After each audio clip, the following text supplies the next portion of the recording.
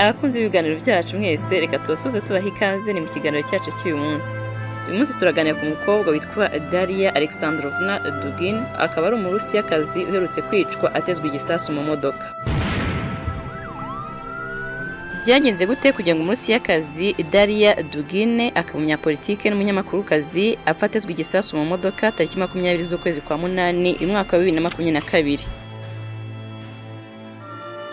Ibiro by'ubutasi by'Abarusiya FSB byatangaje ko Daria Dugina, umukobwa wa Alexander Dugin, Umurusiya akaba ndetse n'umunyapolitiki ukorana bya hafi na Perezida Vladimir Putin w'Uburusiya, ko uyu mukobwa yishwe na maneko yatumwe na Ukraine. Bakaba bashinja umugore witwa Natalia Vovka w'imyaka 43 y'amavuko ko yari yoherejwe mu Burusiya kuri misiyo yo kwica uyu Alexander, ariko birangira hitanye umukobwa we Daria.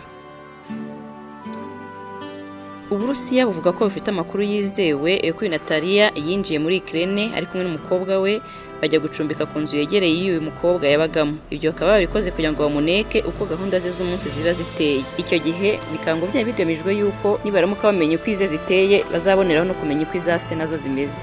Iyi ntasi ya Ukraine bikaba bivuga ko ari yateze igisasu mu modoka cyahitanye uyu mukobwa. Akaba nawe yari yitabiriye iserukiramuco kugira ngo akomeze ahoze ijisho kuri Daria ndetse na se nabo bari baryitabiriye.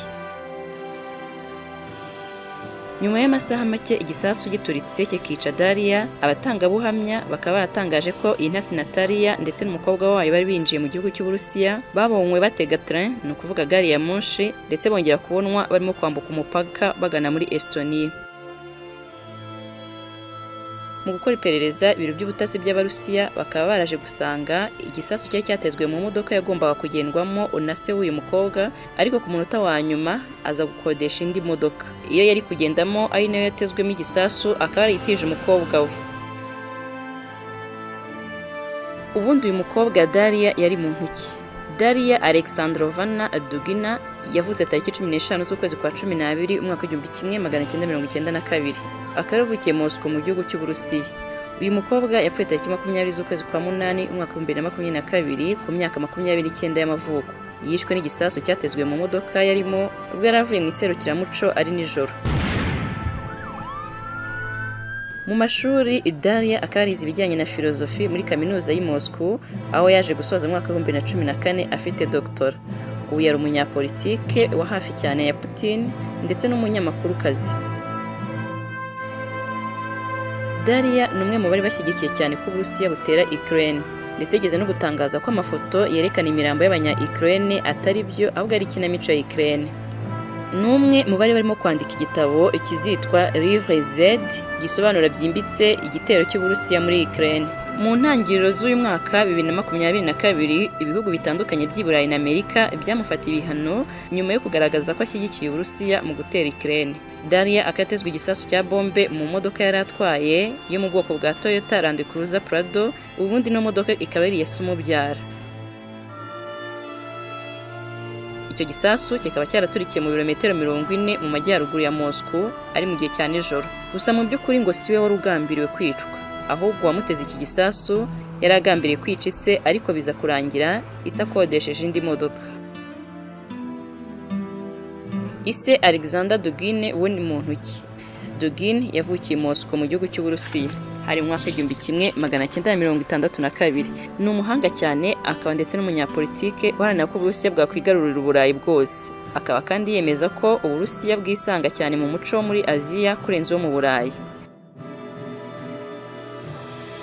Mu mashuri Alexander yize ibijyanye no gukora indege, akaba kandi yarakuze ahura na bamwe mu bantu bakomeye mu gihugu cy'Uburusiya bafatwa nk'abanyabwenge, harimo abanditsi ndetse n'abanyapolitiki. Mu mwaka wa 2005 Alexander akaba yarahawe doctora muri science politique, avuga indimi zitandukanye zigera ku 10.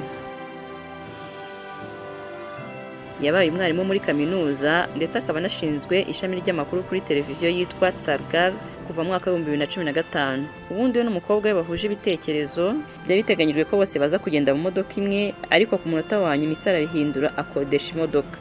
Bataha bakurikiranye, imodoka y'umukobwa imbere iyasi inyuma.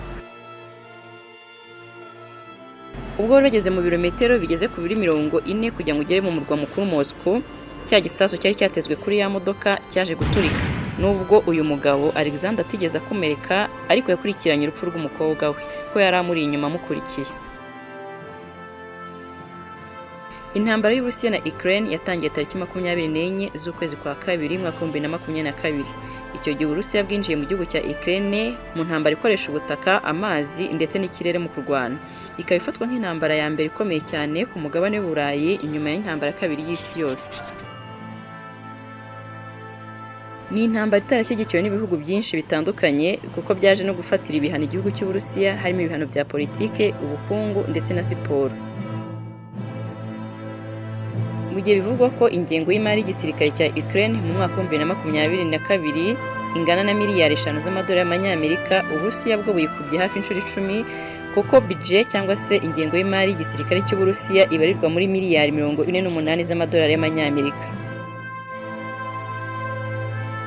Muri raporo yashyizwe ahagaragara na Statista Research Department mu mwaka wa 2021, iyi raporo ikaba yerekanaga uko ibihugu bikurikirana mu gushyira amafaranga menshi mu gisirikare. Yaje gushyira ku mwanya wa mbere Amerika, ku mwanya wa kabiri haza igihugu cy'Ubushinwa, ku mwanya wa gatatu mu bihugu bishyira amafaranga menshi mu gisirikare haza igihugu cy'Ubuhinde, mu gihe ku mwanya wa kane haje Ubwongereza, Uburusiya ukaba bwaraje ku mwanya wa gatanu.